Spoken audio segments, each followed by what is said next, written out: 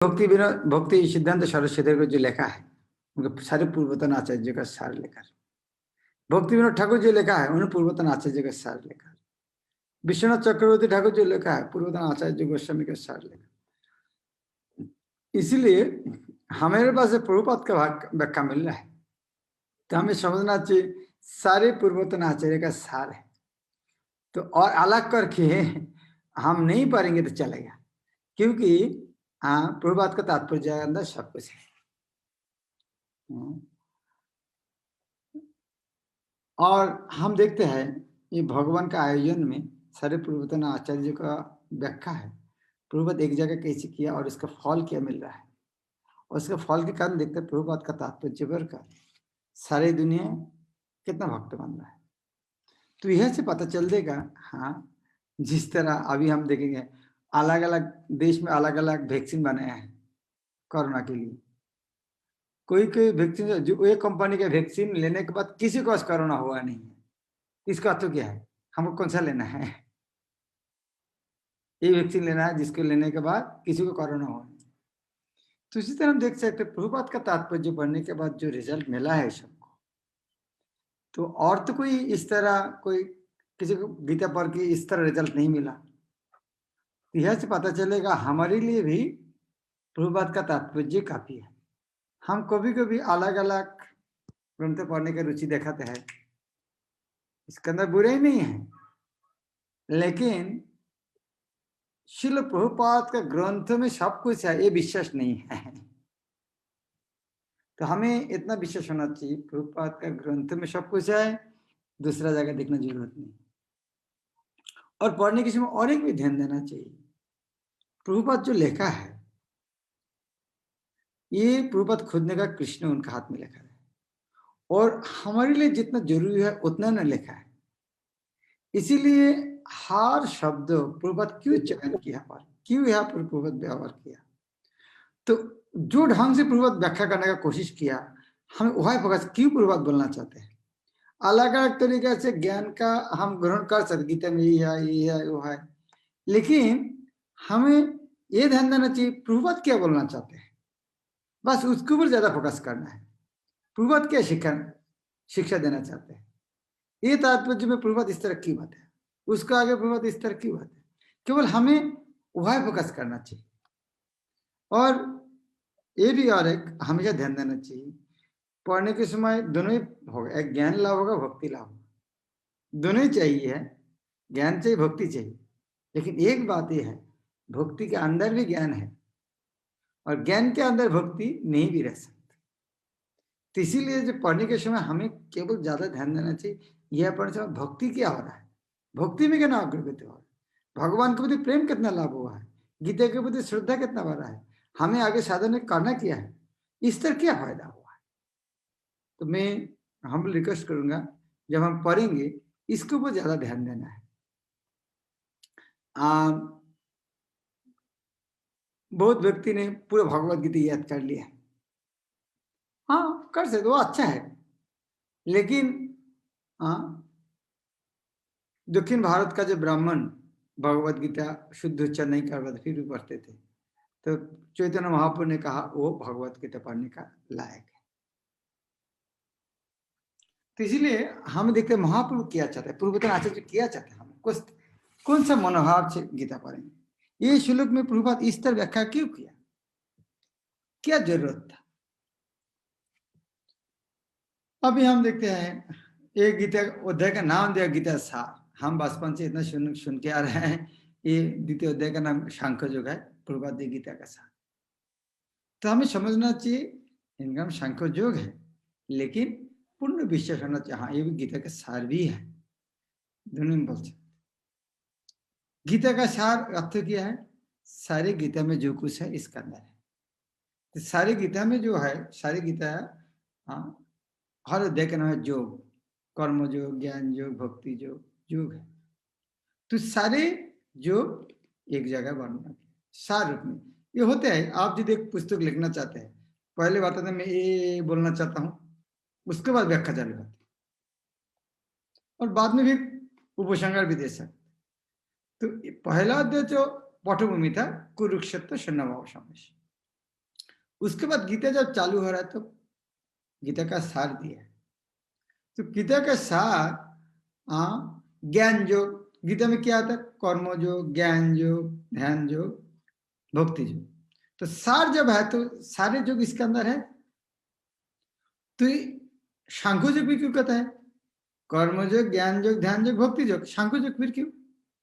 क्योंकि ज्ञान योग का आरेख नाम है सांख्य योग। ज्ञान में क्या होता है? संख्या, गिनती करना, ये है ये नहीं है, ये नहीं, गिनती करना है। ये भौतिक जगत कैसे बना हुआ है, चिन्मय जगत की आजीव आत्मा, आत्मा की जगत उपादान किया है, ये विश्लेषणात्मक ज्ञान, एनालिटिकल स्टडी, संख्या, गिनती करना। इसीलिए ज्ञान योग का आरेख नाम सांख्य योग है। और ये अध्याय शरीर और आत्मा के अंदर, जो यह भगवत गीता चालू हुआ है, शरीर और आत्मा के अंदर फर्क किया है, तो ये यह चालू है, इसीलिए उसका नाम सांख्य योग का है। यद्यपि और भी एक ज्ञान योग है, हाँ, वो ज्ञान क्या है? ज्ञान तीन स्तर, ज्ञान गुज्ज, गुज्जतर, गुज्जतम। गुज्ज ज्ञान है, गोपन है, क्या? हम शरीर में आत्मा है। गुज्जतर क्या है? हम आत्मा है, परमात्मा का अंश है। और गुज्जतमो क्या है? आत्मा परमात्मा की सेवा करना चाहिए। सभी ज्ञान है, लेकिन ज्ञान का अलग अलग स्तर। तो इसीलिए दूसरे अध्याय के सांख्य योग भी कहा सकते, गीता के सार भी कहा सकते। इधर सार भी क्यों?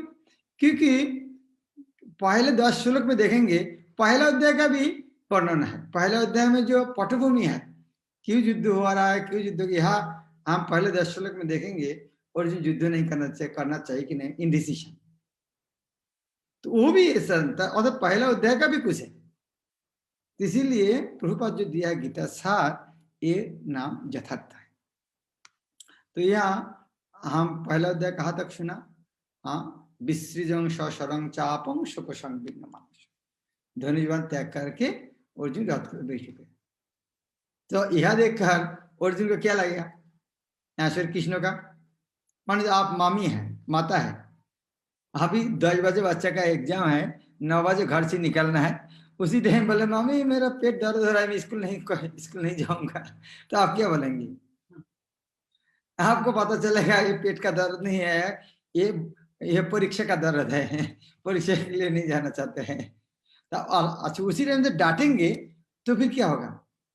रोना चालू करेगा, फिर और जाएगा नहीं। तो वहाँ समझा कर परीक्षा दिन भेजना पड़ेगा आपको।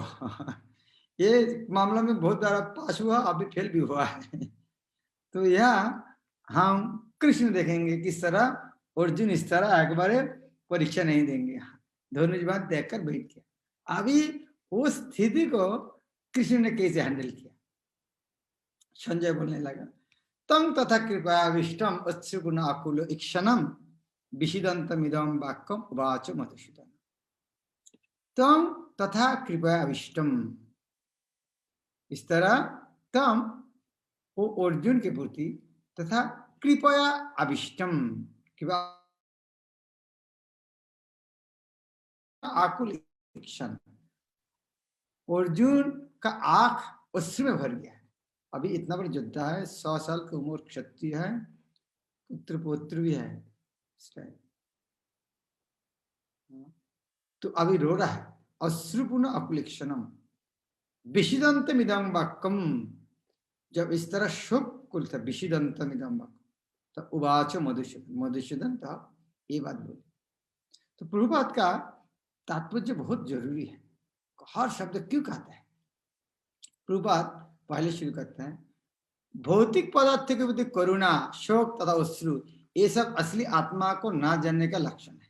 बस कितना पावरफुल बात है। शुरू कर दे, ये जो अर्जुन जितना कुछ युक्ति देखा है, प्रभुपाद ने एक बार बोल्ड आउट कर दिया शब्द पहला वाक्य में, बोल ये सब असली आत्मा को ना जानने का लक्षण है।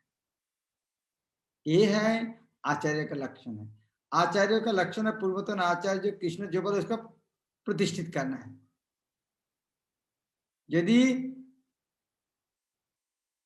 पूर्वतन आचार्य बोले बेंगुन अच्छा है तो आपको प्रमाण करना चाहिए बेंगुन अच्छा है। यदि बोले बेंगुन अच्छा नहीं तो आपको प्रमाण कर बेंगुन अच्छा नहीं है। तो यहाँ जब कृष्ण ने कहेंगे नहीं ये तुम्हारी दुर्बलता आत्मा को ना, इसलिए प्रभुपाद ने पहले श्लोक लाइन बताए ये सब असली आत्मा को ना जानने का लक्षण है। शाश्वत आत्मा के प्रति करुणा ही आत्म साक्षात्कार है। आत्म साक्षात्कार शब्द हम हिंदी में बहुत व्यवहार करते हैं। आत्मा का साक्षात्कार किया है। आत्मा का साक्षात्कार, आत्म साक्षात्कार शब्द का अर्थ है शाश्वत आत्मा के प्रति करुणा है आत्म साक्षात्कार। तो अर्जुन ने इस श्लोक में कृष्ण को मधुसूदन कहा। क्यों मधुसूदन कहा? क्योंकि अर्जुन ने मधु नामक एक असुर को हत्या किया था। यहाँ पर अर्जुन का जो अज्ञान था वो एक असुर की तरह है, क्योंकि अभी कृष्ण अर्जुन का अज्ञानता रूपी असुर को नाश करेंगे, इसीलिए यहाँ पर कृष्ण को मधुसूदन कहा था। अभी यह अज्ञानता कहाँ है? ये तो करुणा देखें। आप अज्ञानता क्यों बोलते हैं? अर्जुन कितना करुणा है। प्रभुपाद ने तात्पर्य का ये भक्त का स्वभाव करुणा है। लेकिन प्रभुपाद यह बताते हैं हाँ वास्तव में करुणा कहाँ दिखाना पड़ेगा। कोई एक आदमी डूब रहा है, उसको कपड़ा लेकर हमें बचाया। आदमी डूब गया, उनका कपड़ा लेकर आया, मैं हम बचाए। डूबते हैं मनुष्य के वस्त्रों के लिए करुणा मूर्खता हो। अज्ञान सागर में गिरे हुए मनुष्य को केवल उसके बाहरी पहनावे अर्थात स्थूल शरीर की रक्षा करके नहीं बचा जा सकता। जो इसे नहीं जानता और बाहरी पहनावे के लिए शक करता है वो शूद्र कहलाता है। यह भी एक पावरफुल शब्द है, उसको शूद्र कहता है। अर्थात वह बीते ही शक करता है, बीते शक करता है, इसलिए शूद्र। और अर्जुन खोजते थे, उनके लिए आचरण नहीं करना चाहिए था, किंतु भगवान कृष्ण अज्ञानी पुरुष के शक को विनष्ट कर सकते हैं और इसी उपदेश से उन्होंने भगवद गीता का उपदेश दिया। इस अध्याय हमें भौतिक शरीर तथा आत्मा के वैश्विक अध्ययन द्वारा आत्म साक्षात का उपदेश देता है, जिसकी व्याख्या परम अधिकारी भगवान कृष्ण द्वारा की गई। ये अध्याय में ये वैश्विक ज्ञान आत्म साक्षात, इसलिए इसका नाम सांख्य योग भी है। उसके बाद भगवद गीता में पहले बार कृष्ण ने मुख खोला। पहला अध्याय में है, लेकिन वह संजय का वचन था, लेकिन यह डायरेक्ट स्पीच में कृष्ण बोला। श्री भगवान वाच कुतस्था कश्मलमिदम विषम समुपस्थितम अनार्जुष्टम अशर्गम अकृति कर्म। श्री भगवान ने कहा कुतस्था, कहा से? कश्मलमिदम, कश्मलम अर्थात कलमश, गंदगी, कहा से है? और विषम समय, विषम समय जब शंख बजे दिया, अभी युद्ध होना, विषम स्थिति में समुपस्थित, वो कहा से उपस्थित हुआ? ये कलमश कहा से है? और ये तो तुमको नहीं आना चाहिए। अनार्जुष्टम, ये तो अनार्ज जो है वो देखा सकते, लेकिन ये तुम्हारे लिए, तुम बोला यह क्या था? अशर्गम अकीर्ति कर्म अर्जुन। अशर्गम शब्द अर्थ क्या है? अशर्गम, अशर्गम अर्थात नरक है। अशर्गम जो इसको नरक में लेके जाए। अकीर्तिम अर्थात, अकीर्ति जानते हैं, इसका अर्थ क्या है? दो शब्द है। यदि मर जाओगे अशर्ग और जिंदा रहोगे अकीर्ति। तो युद्ध नहीं करोगे तो दोनों, अर्जुन ने युक्ति देखा, मैं युद्ध करूंगा तो नरक जाऊंगा और जिंदा रहूंगा दुख होगा। लेकिन पहला श्लोक में बोल्ड आउट कर दिया कृष्ण ने, बताया यदि युद्ध नहीं करोगे तो मरोगे अशर्ग नरक, और जिंदा रहोगे तो आदमी निंदा करेगा, अर्जुन युद्ध से डर के मारे युद्ध भाग गया, अकीर्ति होगा। लेकिन प्रभुपाद ये सारी व्याख्या किया, अनार्य शब्दों की व्याख्या किया। लेकिन मैं आपको पूछूंगा, यहाँ पर इस श्लोक में कौन सा शब्दों को व्याख्या करना ज्यादा जरूरी है? कौन बता सकता?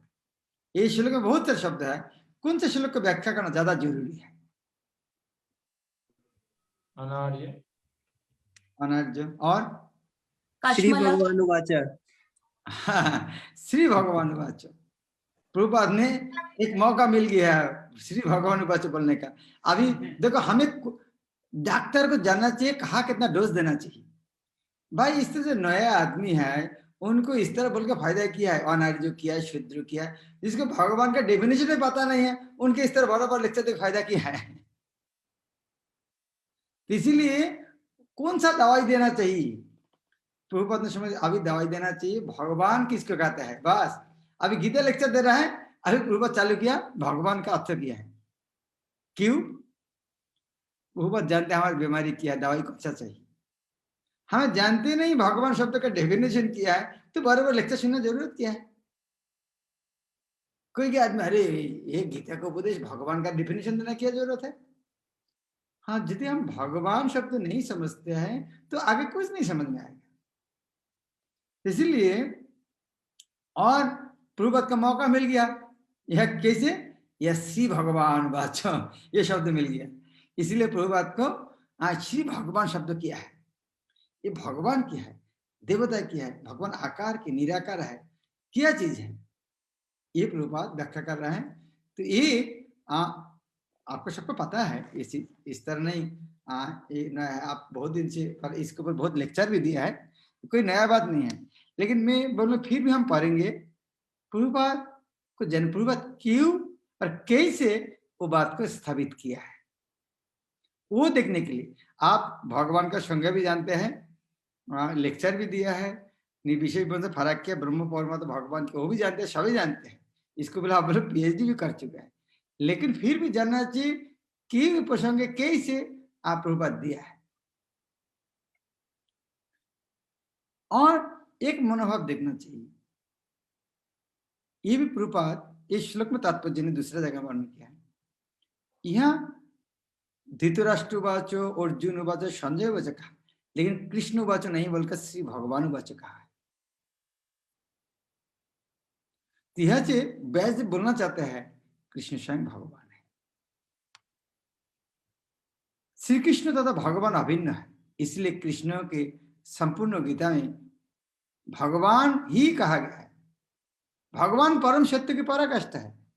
हाँ, या परम सत्य की पराकाष्ठा है, ये शब्द हिंदी में आते हैं ना, परम सत्य की पराकाष्ठा। परम सत्य का पराकाष्ठा शब्द अर्थ क्या है? परम सत्य में सर्वश्रेष्ठ, हाईएस्ट ट्रुथ, हाँ, पराकाष्ठा, परम सत्य का पराकाष्ठा है।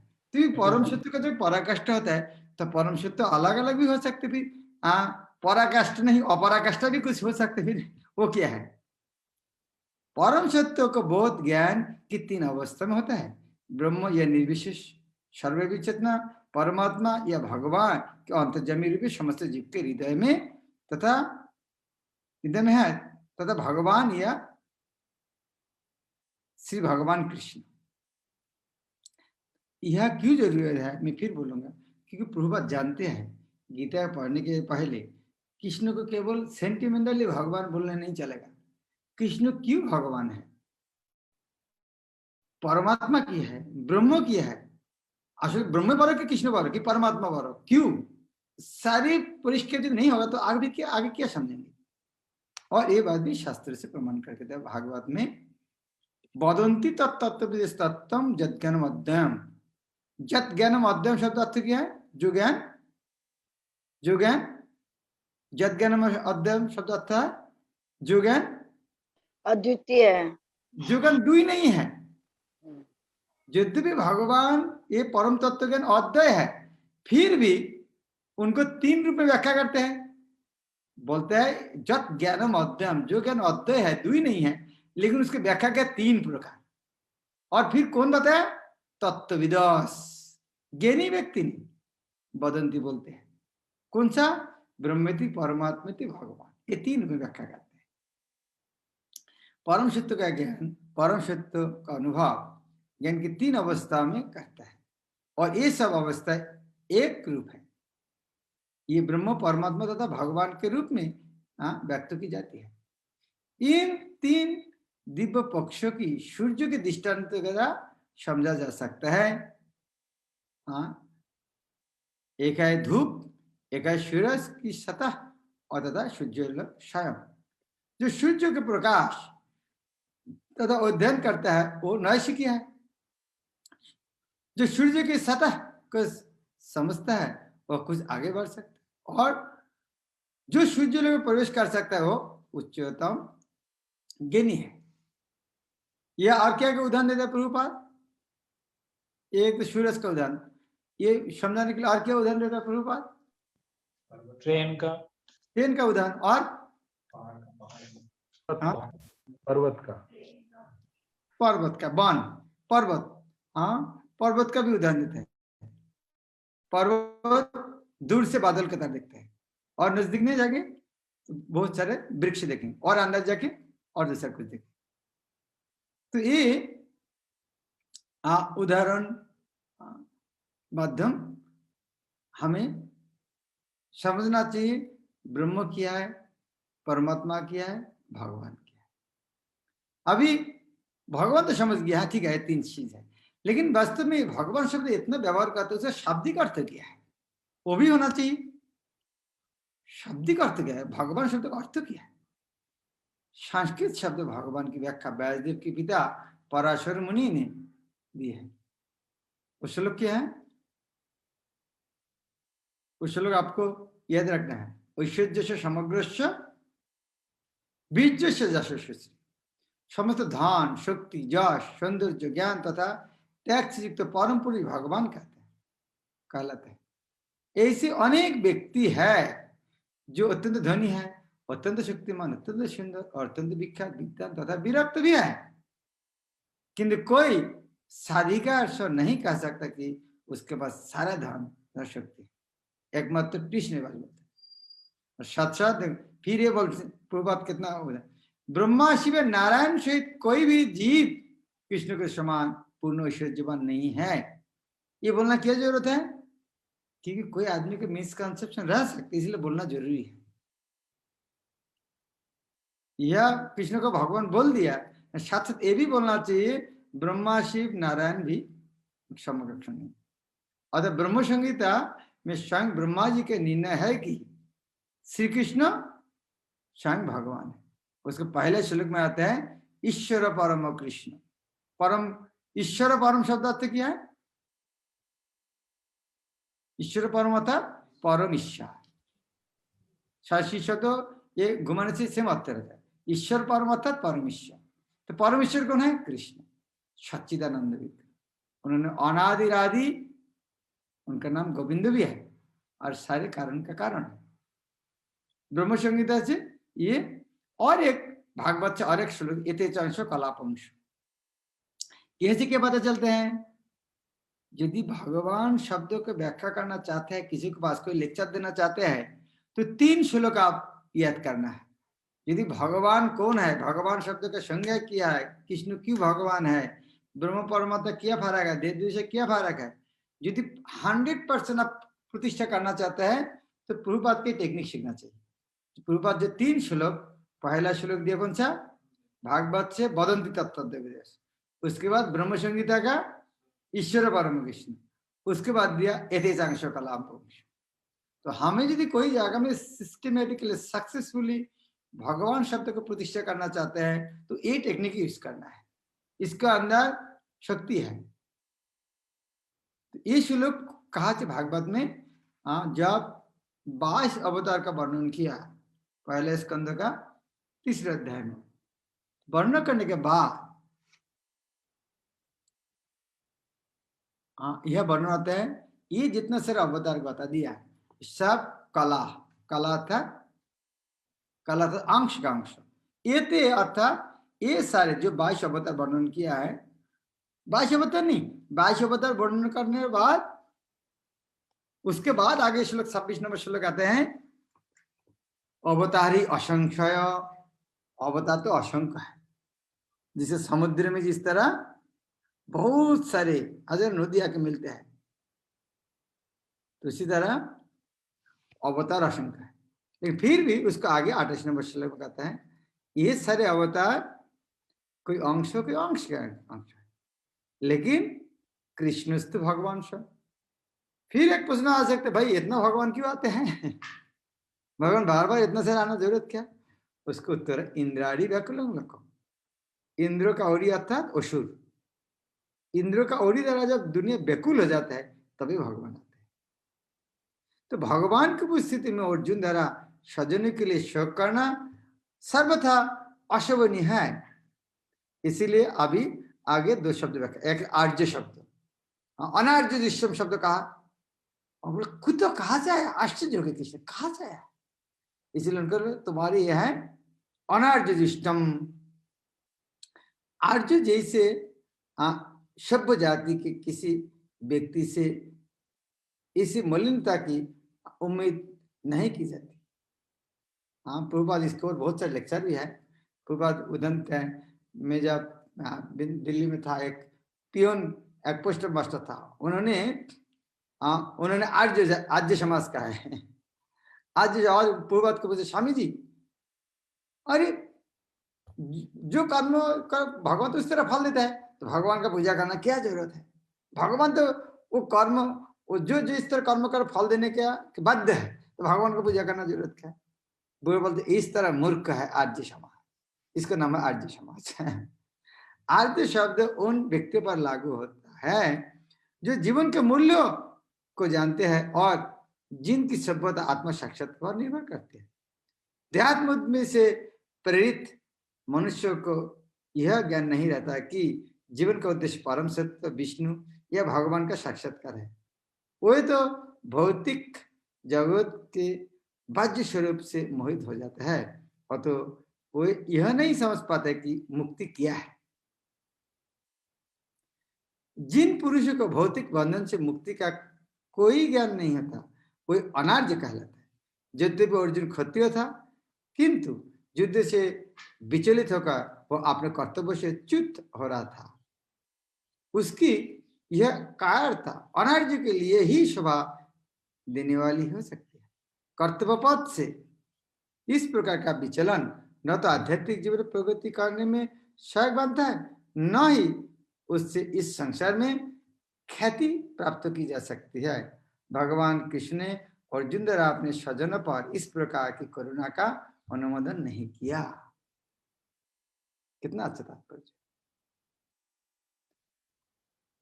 तो पता नहीं, इस तरह तात्पर्य पढ़ के जाएंगे, एक दिन में केवल 2 श्लोक है, तो इस तरह के गीता को भी खत्म होगा क्या? तो इस तरह पढ़ना चाहिए कि 10-15 श्लोक पढ़ना चाहिए कम से कम, क्या लग रहा है महाराज? इसी तरह से पढ़ना चाहिए, तो खत्म नहीं होगा फिर। ठीक है, देखते हैं आगे। इतना स्लो नहीं पढ़ेंगे क्योंकि ये इनिशियली शुरू में ये जरूरत था, ये 2-4 शब्द है भगवान शब्द का व्याख्या करना। आगे थोड़ा फास्ट चलेंगे। हरे कृष्ण। महाराज, आप इसे तो ऐसे समझने का मौका मिल रहा है कि समझ समझ में रह जाए, नहीं तो कितनी बार समझा और निकल लिया वो तो। नहीं, एक्चुअली जिस तरह मदारू है, एक साथ शराब पीने मजा लगते हैं, उसी तरह जो भक्त है एक साथ बैठ के भगवद गीता पढ़ेगा, उसको भी मजा लगते हैं।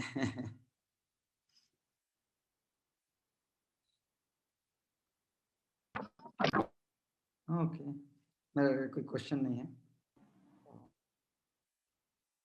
अच्छा हाँ, काल में नहीं रहूंगा, कल तक मेरा जर्नी है। आई विल बी, रास्ते में रहेंगे। रास्ता दे सकते हैं, I will drive at that time. पता नहीं कितना है करेक्शन। ठीक है, I will drive in at that time. Flight में 1:30 बजे लैंड करेगा, सो कोशिश करेंगे रास्ते में। हरे कृष्ण। ओके, नटरानी राधिका माता जी। हरे कृष्णा महाराज जी, दंडवत प्रणाम। महाराज जी, जो आपने आर्य के लिए बताया, तो वो क्या देहात्म बुद्धि से परे भक्त होते हैं? फिर वो भक्त लोगों के लिए आर्य शब्द यूज है। हाँ, भक्त अर्थात अगर भक्त होना ही पड़ेगा इस तरह नहीं है, कम से कम जो समझ गया है जो मैं शरीर नहीं मैं आत्मा हूं, इतना तक। भक्त जिस तरह एक ज्ञान का कोई स्तर है भारतवर्ष में, जिस तरह भारत के बाहर आदमी के कोई बहुत जगह ज्ञानी नहीं है, आत्मा बोल के कोई है, आत्मा का देहांतर होता है। सनातन धर्म के बाहर में किसी के ज्ञानी नहीं है, आत्मा का देहांतर होता है। लेकिन भारतवर्ष में सब व्यक्ति जानते हैं, हिंदू धर्म लोग सब जानते हैं आत्मा बोल के कोई है। लेकिन वो भी बाद में होता, हाँ आत्मा एक दिन परमात्मा बन जाएगा, तो ओगन सही है क्या? नहीं, वो तो सही नहीं वो तो सही नहीं है। लेकिन वो जो आत्मा इतना विश्वास करते हैं तो उनको तो आर्य तक कहा सकते, उनको शूद्र नहीं बोल सकते। अच्छा, लेकिन भक्त तो उनको भी ऊपर है। थैंक यू महाराज। हाँ, मोहनानंद महाराज धन्यवाद पुनः नवीन।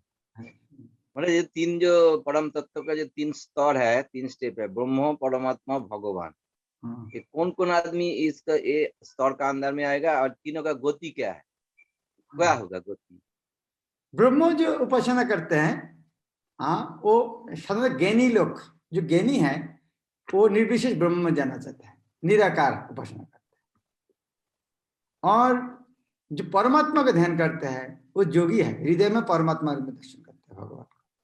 और भगवान है जो वो है भक्त है।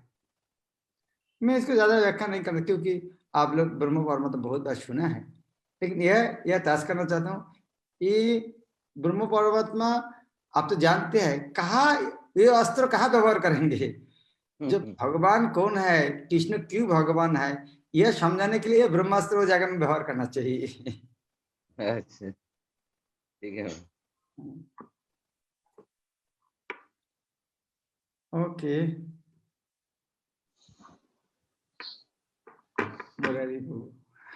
हरे कृष्ण, धन्यवाद प्रणाम। महाराज जो ये योगी लोग जो हैं ये परमात्मा को देखते हैं हृदय में, व्हाट इज देयर डेस्टिनेशन, जाते कहाँ हैं वो?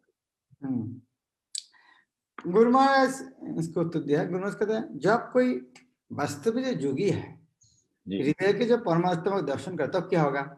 मान लीजिए आप ट्रेन में चल रहा है, पास में एक आदमी बैठा है, जब पता चल गया वो प्रधानमंत्री है तो आप क्या करेंगे? तुरंत उठ के प्रणाम करें, सर हाँ बेटे बेटे, और क्या चाहिए आपको? एक गिलास जल लेकर आऊंगे, फांटा चाहिए क्या? तो जब बड़े आदमी देखेंगे तुरंत शरणागत हो जाते। जब कोई प्रकृत योगी जब भगवान को दर्शन करेंगे तो तुरंत क्या होता है? शरणागत होता है। तो सरेंडर, जब शरणागत हो गए तो भक्त बन गया। लेकिन जब ज्ञान अपूर्ण रहते हैं तब वहां तक रुक जाते हैं। लेकिन असली जो बुद्धिमान व्यक्ति है, जब भगवान को दर्शन किया तो आगे करना क्या है? आगे उनको शरणागत होना है। आपको बस सामन में रसमलाई गुलाब जामुन दिया, वाह खुश नहीं, वह खुश नहीं ना, खाने के बाद खुश होना चाहिए। भगवान सामन में आ गया, अभी सेवा करो, सेवा करके खुश होना चाहिए।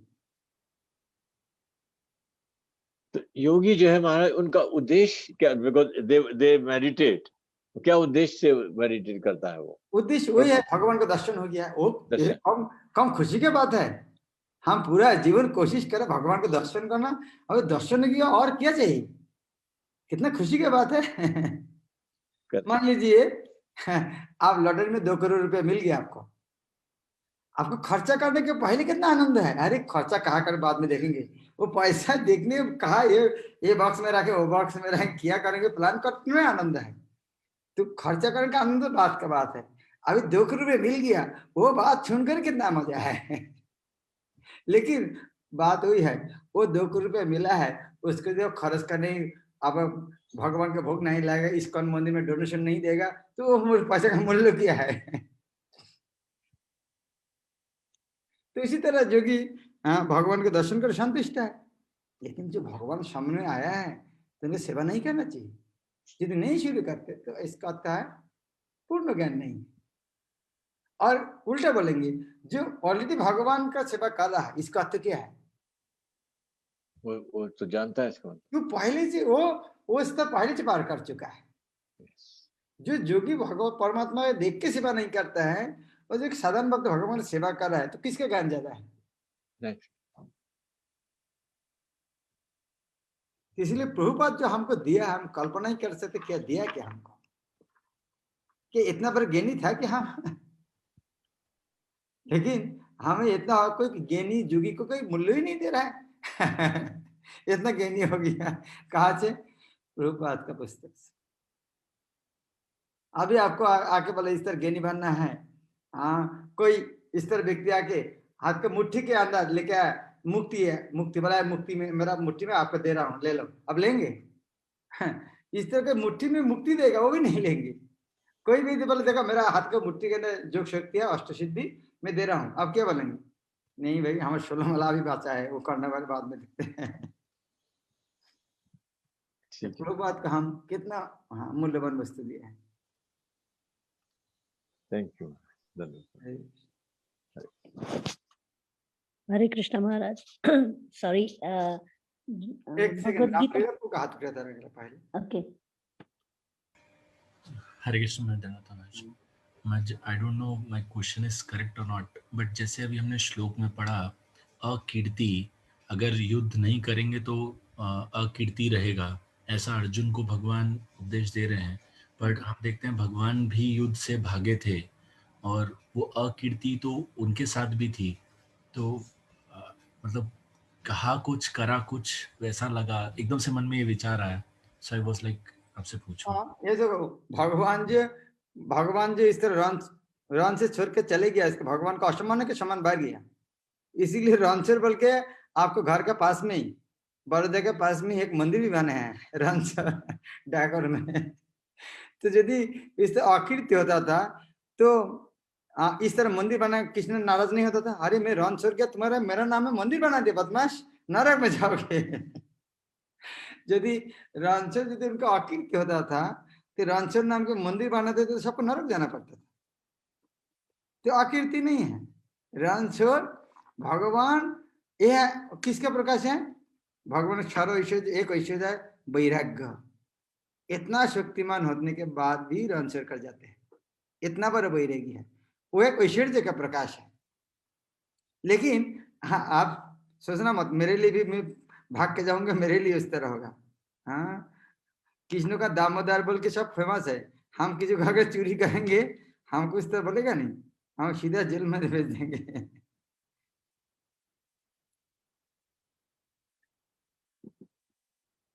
इसलिए कृष्ण का नाम अच्युत है। कृष्ण जो की करेंगे, रण छोड़ के जाते हैं, चोरी करते हैं, वो भी इसलिए भगवान के साथ सब कुछ है, कृष्ण के साथ जो कुछ संपर्कित है, एवरीथिंग एब्सोल्यूट, परम पूर्ण। लेकिन अर्जुन के लिए तो वो नहीं था। हरे कृष्ण। परमेश्वर राधिका माता। हरे कृष्ण महाराज। हरे कृष्ण महाराज, धन्यवाद, प्रणाम। हरे कृष्ण महाराज। सॉरी। हरे कृष्ण महाराज। हाँ, ओके, परमेश्वर माता जी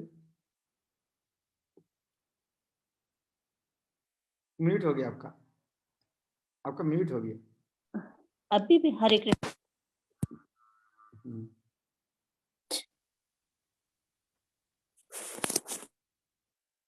हरे कृष्णा।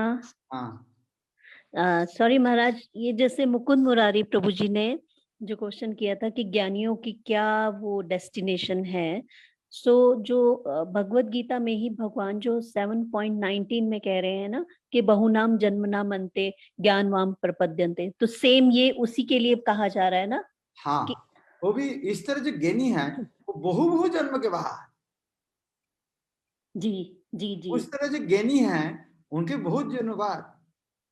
लेकिन ये जो निराकारवादी भी दो प्रकार होता है, एक मायावादी और एक ब्रह्मवादी। मायावादी जो नीचे गिरते हैं वो मायावादी है, और ब्रह्मवादी जो ग्रेजुअल प्रमोशन होता है उसका ब्रह्मवादी कहते हैं। जो ब्रह्म ज्योति देखता है तो ज्योति कहाँ से आ रहा है? भगवान का शरीर से, तब वहां से कहाँ चले जाते हैं? परमात्मा दर्शन करते हैं। ये परमात्मा कहाँ? ये कृष्ण का प्रकाश है।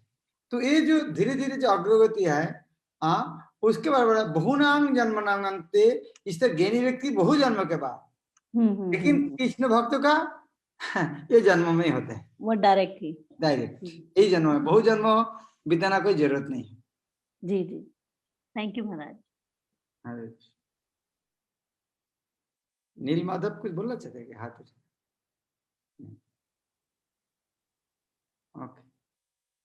हरे कृष्ण महाराज, दंडवत प्रणाम। हम्म, यस महाराज, प्रभु जी के क्वेश्चन से ही रिलेटेड, जो रामलीला प्रभु जी पूछ रहे थे क्वेश्चन से रिलेटेड था कि आज मुझे ऐसे किसी ने पूछा कि लाइक कृष्णा जो है उनकी जो पास्ट टाइम्स है उसको हम कभी फॉलो नहीं कर सकते, लेकिन राम जी को फॉलो कर सकते हैं, ऐसा। तो आई वाज लाइक, वो तो लीला तो राम जी को भी फॉलो नहीं कर सकते क्योंकि वो भी स्वयं सुप्रीम पर्सनालिटी ऑफ गॉडेड है।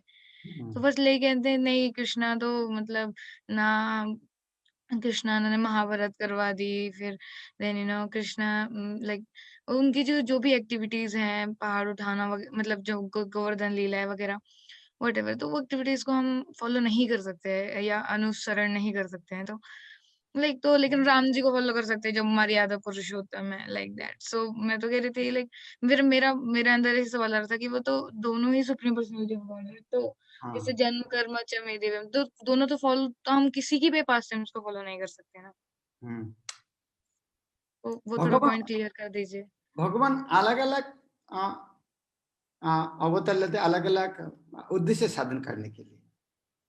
तो त्रेता युग में भगवान कोई आदर्श सृष्टि करना चाहते, खुद ने आदर्श करके देखा है किस तरह एक आदर्श पुत्र किस तरह होता है, आदर्श भाई किसको कहता है, आदर्श स्वामी किसके कहता है, आदर्श राजा प्रजापालक किसके कहते हैं। हर तरीके में उन्होंने देखा है। आदर्श प्रभु किस तरह उन्होंने किस तरह हनुमान को, किस तरह विभीषण को किस तरह प्रोटेक्शन दिया, उन्होंने हर तरीके से एक आदर्श सृष्टि किया है। लेकिन वो भगवान जब कोई आनंद लेना चाहते हैं तो क्या ना आनंद नहीं कर सकते क्या? हाँ, महाराज आनंद वही तो कर सकते करते हैं, आनंद हमारे लिए तो है ही नहीं ना। भगवान तो कोई आनंद भी ले सकते, लेकिन उस तरह हमको नहीं करना चाहिए।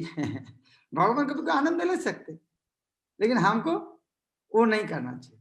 ये बोलने का उद्देश्य है भगवान का बहुत सारी लीला है, कुछ हम कौन सा हमको अनुसरण कौन सा अनुकरण करना चाहिए, कभी कभी हमारे समझना मुश्किल हो सकती है, इसलिए गुरु के पास सुनना चाहिए, गुरु बताएंगे क्या करना है। जिस तरह प्रभुपाद ने कहा, यदि सार गोस्वामी को अनुकरण करोगे, रघुनाथ गोस्वामी की तरह यदि उस तरह वैराग्य दिखाओगे, सनातन गोस्वामी की तरह, हरिदास ठाकुर की तरह 3 लाख नाम जप करके, प्रभुपाद निश्चित पतन होगा। तो उन्होंने आगे हमको एक आदर्श सृष्टि करने की किया, और प्रभुपाद बोले उनको अनुकरण करो निश्चित पतन होगा। हमारे लिए संभव नहीं है, इसीलिए आचार्य जी लोग गुरु शिक्षा देकर हमारे लिए कितना पालन करना संभव है। जिस तरह मेडिकल में बहुत सारे दवाई है, सभी अच्छा है, लेकिन कौन सा कितना मात्रा लेना वो डॉक्टर बताते हैं। इसलिए प्रभुपाद जो हमको जितना दिया है 16 माला 4 नियम, बस उतना कभी मंगल आरती उठना है, ये गीता पढ़ना है और डिस्ट्रीब्यूट भी करना है नॉलेज। यस यस महाराज, आप फिर हम उन लोगों को कैसे जवाब देंगे जैसे जो मुझे इस क्वेश्चन से एक्चुअली वो ऐसे साबित करना चाह रहे थे कि लाइक राम जी को हम फॉलो कर सकते हैं indirectly, like okay Ram ji is more better than Krishna, ऐसे वो कहना चाहते, तो उनको आप कैसे जवाब देंगे? हाँ, फिर हाँ, वो मामला में अच्छा है, यदि वो करना चाहते क्या समझ, यदि राम जी को ज्यादा भक्ति करेगा।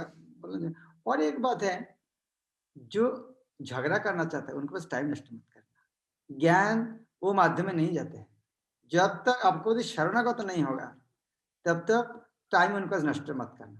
अभी झगड़ा करने के लिए उनको गुलाब जामुन खिलाओ, मीठा मीठा बात बोलो, हरिनाम कराओ, यस जब तक शरणागत नहीं होगा वो उपदेश कभी अंदर में जाएगा नहीं।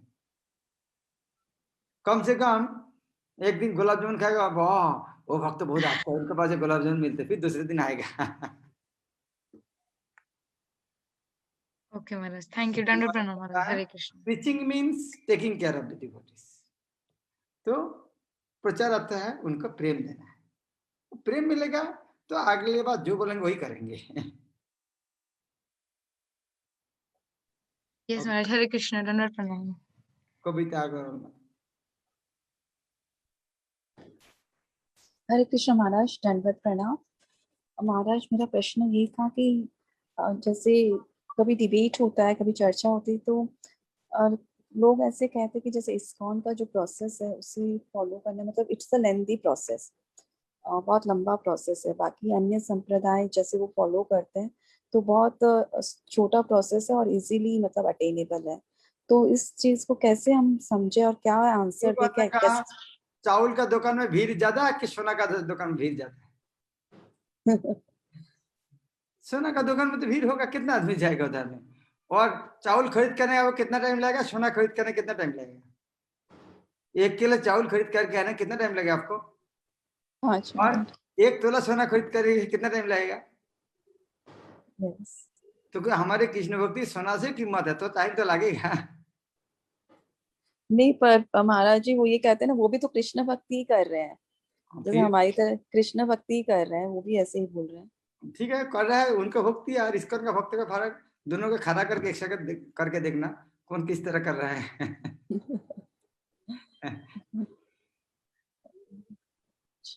और ये बात है, इस तरह नहीं बहुत देरी में भक्ति मिलते हैं। किसने कहा देरी में मिलते हैं? हम जिस दिन इस्कॉन में आया है उसी दिन से तो मजा है, बाद में क्या हो रहा है? जिस दिन इस्कॉन में ज्वाइन को उसी दिन लेक्चर सुनने के पहले महाप्रसाद, डांस, कीर्तन, और क्या चाहिए?